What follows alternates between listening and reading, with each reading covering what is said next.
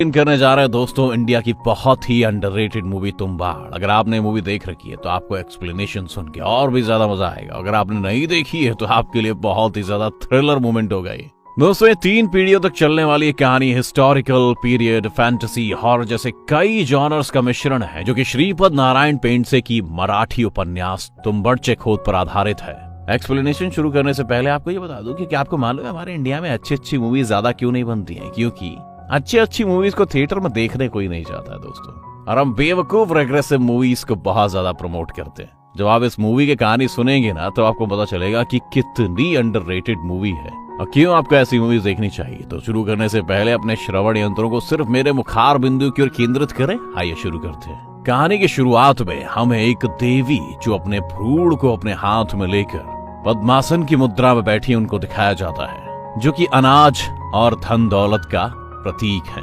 इनके एक हाथ से स्वर्ण मुद्राएं मटके में गिर रही हैं और दूसरे से गेहूं की कुछ बालियां, यानी कि वो अनाज है। यानी कि यही देवी वो हैं जो दौलत को पैदा करती हैं और सब में बांटती हैं। ऐसा माना जाता है कि दोस्तों जब ये दुनिया नहीं बनी थी तो ये देवी ने बहुत सारे बच्चों को जन्म दिया, यानी कि पैदा किया।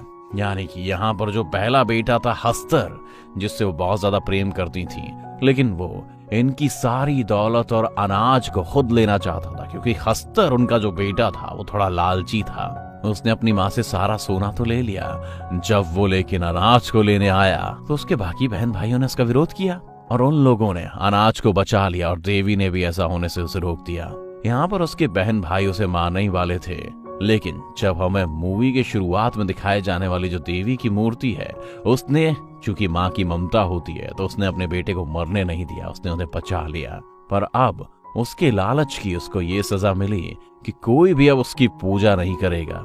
सदियों बीत जाते हैं, वो अपने बेटे को अपने अंदर छुपा के रखती है। इस जगह का नाम दोस्तों तुम्बाड़ है, जहाँ पर उस मूर्ति यानी कि देवी ने अपने बेटे हस्तर को वहां पर रखा हुआ था अपने साथ में। तभी वहां पर वो लोग उस जगह को एक मंदिर बना देते हैं और वो हस्तर की पूजा करने लगते हैं। जिसकी पूजा करने से मना किया गया था उसकी पूजा करने लगते हैं। बताऊंगा क्यों। सब लोग उसकी पूजा तो करने लग गए।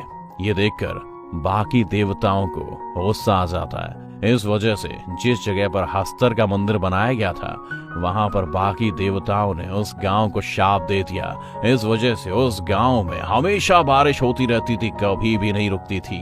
काफी वक्त गुजर जाने के बाद भी हमें इस गांव तुम्बाड़ में एक औरत को दिखाया जाता है। वो औरत एक सरकार के बाड़े में आती है और यहाँ पर एक ही पंडित जीवित था जिसका नाम सरकार था, इसीलिए इस जगह को सरकार का बाड़ा कहा जाता था। यहाँ पर आकर वो सरकार से एक सोने का सिक्का मांगती है, लेकिन सरकार उसको जवाब देता है कि सिक्का ऐसे नहीं मिलता, इसके लिए कुछ ना कुछ करना पड़ता है। इसके बाद सीन उस औरत के घर का शिफ्ट हो जाता है, जहाँ उसके दोनों बच्चे खाना पका रहे हैं। बड़े बेटे का नाम विनायक राव है और छोटे बेटे का नाम सदाशिव राव है।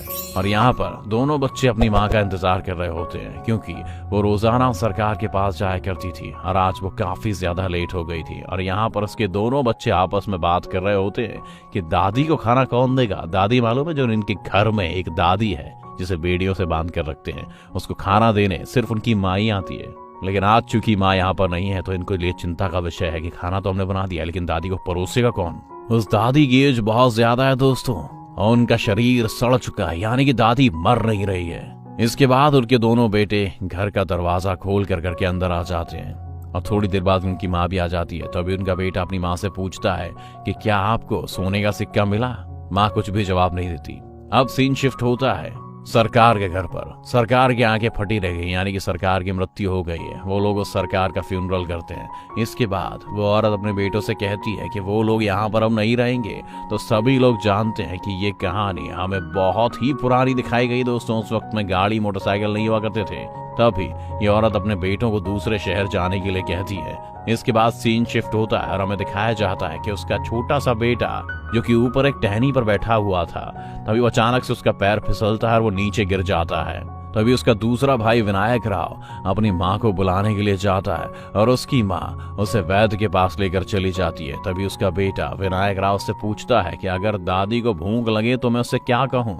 तभी विनायक राव की माँ उसे कहती है कि उनको खाना दे देना, अगर इससे ज्यादा वो तंग करे तो उससे कह देना कि दादी सो जा वरना हस्तर आ जाएगा। इसके बाद बिल्कुल ऐसा ही होता है। वो खाना बनाकर दादी को देने की कोशिश करता है। वो गेट के साक्ष्य के बाहर आता है। उसकी दादी उससे कहती है कि क्या तुम्हें खजाना चाहिए। विनायक लालच में आ जाता है। विनायक एक लालची बच्चा होता है दोस्तों। वो दरवाजे के पास जाकर बैठ जाता है कि शायद दादी खजाने का कोई रास्ता बता दे और वो सोने की मुद्रा मुझे दे दे। जब वो अंदर आता है तो दादी उससे कहती है कि सरकार के वाड़े में खजाना है। इससे पहले विनायक कुछ और पूछता, दादी उस पर हमला कर देती है और दादी उसको पकड़कर मारने लगती है और कहती है कि आज मैं तुझे खाऊंगी। विनायक यहाँ पर उस नाम को याद करने की बहुत कोशिश करता है जो कि उसकी माँ ने उसे बताया था कि उससे कह देना सो जा वरना हस्तर आ जाएगा। इससे दादी शांत हो जाएगी क्योंकि दादी शापित है और हस्तर से ही डरती है। दादी विनायक को खींचकर उसकी गर्दन काटने के लिए उसको अंदर ले जाती है और फाइनली यहाँ पर विनायक को वो सीन याद आ जाता है जो उसकी माँ उसे कह के गई थी, सो जा दादी नहीं तो हस्तर आ जाएगा। और जैसे ही वो ये कहता है दादी तुरंत बेहोश हो जाती है डर के मारे। तभी वहां पर विनायक की माँ भी आ जाती है। विनायक अपनी माँ से अपने भाई के बारे में पूछता है और उसकी माँ उसे कुछ भी नहीं बताती क्योंकि विनायक का भाई मर चुका था।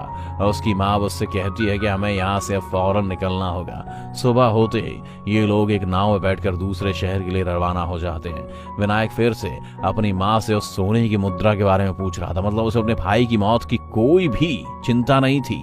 तभी उसकी माँ विनायक को एक सोने का सिक्का दे देती है और विनायक अपनी माँ से कहता है कि अगर हम दादी को खाना नहीं देंगे तो वो ऐसे ही शायद भूखे रहकर हमें खजाने के बारे में बता दे। लेकिन उसकी माँ यहाँ पर उसको चुप करवा देती है और अपनी कसम देती है कि वो आज के बाद इस तुम्बाड़ गांव में कभी नहीं आएगा।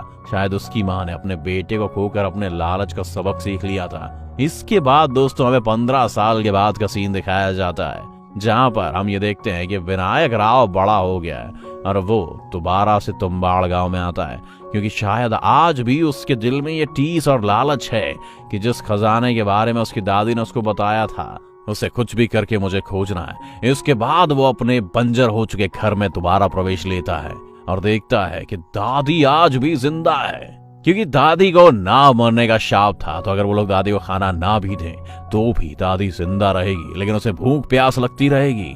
उनकी कोई भी देखभाल ना होने की वजह से वहां सिर्फ बस दादी की सांसें ही चल रही हैं। लेकिन विनायक तो बहुत लालची आदमी था। वो आकर दादी को थोड़ा दाना पानी खिलाता है और दादी से कहता है कि मुझे उस खजाने के बारे में बता दो और मैं तुम्हें मुक्ति दिला दूंगा। वो कहता है कि दादी अगर वो खजाने के बारे में आप मुझे बता दे तो वो खजाना हम दोनों आपस में बांट देंगे। दादी कहती है कि मुझे अब कुछ भी नहीं चाहिए, अब मैं और ज्यादा जीना भी नहीं चाहती। वो अपनी दादी से डील करता है कि अगर मुझे खजाने के बारे में तुम बता दोगी तो मैं तुम्हें मुक्ति दे दूंगा। तभी उसकी दादी उसे बताती है कि कई साल पहले की बात यह है कि मैं कुएं में उतरने में माहिर थी और फाइनली विनायक को पता चल जाता है कि कुएं में खजाना है और अब वो उस जगह का पता लगा लेता है जिस जगह पर वो कुआं था और वो उस कुएं में उतरने की प्रैक्टिस भी कर लेता है। लेकिन वहां से खजाना कैसे लाना है ये बात उसको अभी भी पता नहीं चलती। फिर विनायक दोबारा दादी के पास आता है और दादी उसको पूरा का पूरा राज बता देती है। इसके बाद विनायक दादी समेत अपने पूरे घर को आग लगा देता है क्योंकि उसने दादी से वादा किया था कि वो दादी को मुक्ति दे देगा। और अब जो वो सोने की मुद्रा लेकर अपने घर वापस आता है तो उसकी बीवी ने एक छोटा सा कारोबार शुरू किया था, ब्राह्मणी के हाथ से पीसा शुद्ध आटा। आप तो जानते हैं जातिवाद उस समय कितना फैला हुआ था हमारे देश में, जो कि आज भी अभी तक पूरी तरह खत्म नहीं हुआ है। वो अनाज पीस कर बेचती थी। यहाँ पर विनायक अपनी बीवी से कहता है कि मैं तुम्हें रानी बना दूंगा। अब हमारे पास बहुत ज्यादा पैसे आने वाले हैं और हमारे यहाँ पर दिन बदल जाएंगे और हम बहुत ज्यादा अमीर होने वाले हैं। अब फिर विनायक अगले दिन अपनी हालत ठीक करके उस पंडित के पास आता है जिससे उसने बहुत सारा कर्जा लिया हुआ था। वो उसको सोने की मुद्रा दिखाता है और उससे पूछता है कि ये कितने पैसे की है। और यहाँ पर विनायक अपना कर्ज वापस कर देता है जो उसने पंडित से लिया था। और अब विनायक इसी तरह कुछ दिन बाद तुम्बाड़ गांव जाता है और वहां से कुछ सोने के सिक्के लेकर आ जाता है। इनको शहर में आकर बेच देता था। इसी तरह वो दिन ब दिन बहुत ज्यादा अमीर होता जा रहा था और इसी तरह विनायक का घर भी बिल्कुल बदल गया था और उसकी हालत भी बहुत ही सुधर गई थी। अब उस पंडित के दिल में भी लालच आ गया था जिसके पास से विनायक ने कुछ पैसे लिए थे। और अब वो पंडित विनायक के पास जाता है और उससे कहता है कि वो उसे अपने काम में हिस्सेदार बनाना चाहता था। दरअसल पंडित को ये समझ में नहीं आ रहा था कि अचानक से इसके बाद इतनी सोने की मुद्राएं कहां से आ गई है। वो इस बात का पता लगाना चाहता था। लेकिन विनायक उस पंडित से कह देता है कि मैं तुम्हारे साथ कोई भी व्यापार करने के लिए तैयार नहीं हूँ। उस पंडित को उस पर शक हो जाता है, इसलिए वो उसका पीछा करने लगता है। फिर वो पंडित 2 दिन के लिए एक औरत को पैसे देता है कि वो विनायक के साथ रहे, तभी वो तुम्बाड़ गांव जाकर उस खजाने का पता करेगा। लेकिन वो लड़की और ज्यादा पैसों के लालच में विनायक को सब कुछ बता देती है। इसके बाद हमें तुम्बाड़ का दृश्य दिखाया जाता है, जहां पर हम पंडित को देखते हैं जो अब तुम्बाड़ गांव में पहुंच गया था। इसके पीछे विनायक भी आ जाता है, जिसकी नजर सिर्फ पंडित पर थी। पंडित चाहता था कि वो उसका पीछा करे, लेकिन विनायक उसका पीछा कर रहा है। लेकिन विनायक जानबूझकर उस पंडित को सब कुछ दिखाता है कि वो किस वक्त क्या करता है। और वो पंडित देखता है कि विनायक एक कुएं में उतरता है और उसके कुछ देर बाद वहां से बहुत सारे सोने के सिक्के लेकर वहां का आ जाता है। और अब वो पंडित भी ऐसा ही करता है। इसके बाद पंडित कुएं में उतरकर काफी आगे जाता है, क्योंकि रास्ता बहुत ही ज्यादा संकरा था और इस कुएं की दीवारें लाल रंग की थीं। यहाँ पर साफ महसूस हो रहा था कि कोई सांस ले रहा है। और यहाँ पर पंडित एक छोटे से संदूक को देखता है। जब वो खोल कर देखता है तो उसमें एक छोटी सी आटे की गुड़िया निकलती है। और जब वो उस गुड़िया को पकड़ता है तो तभी हस्तर को अनाज की खुशबू आ जाती है। अब वो हस्तर उस गुड़िया के साथ पंडित को भी खा जाता है। इसके थोड़ी देर बाद ही वहां पर विनायक भी आ जाता है और वो देखता है कि पंडित का भी वही हाल था जो उसकी दादी का हुआ था। लेकिन पंडित ने कभी शायद विनायक की मदद की थी, इसलिए वो उसकी मदद करना चाहता था और उसको उसकी जान से आजाद कर देता है, क्योंकि शायद वो बहुत ज्यादा दर्द में था। इसीलिए यहाँ पर एक वरदान था, क्योंकि इंसान कभी भी हमेशा जिंदा नहीं रह सकता। लेकिन हस्तर का यह खर्च था कि कोई भी जब उसकी जगह पर आएगा या वो जब उसको काट लेगा तो वो इंसान हमेशा अगले जिंदा हो जाएगा।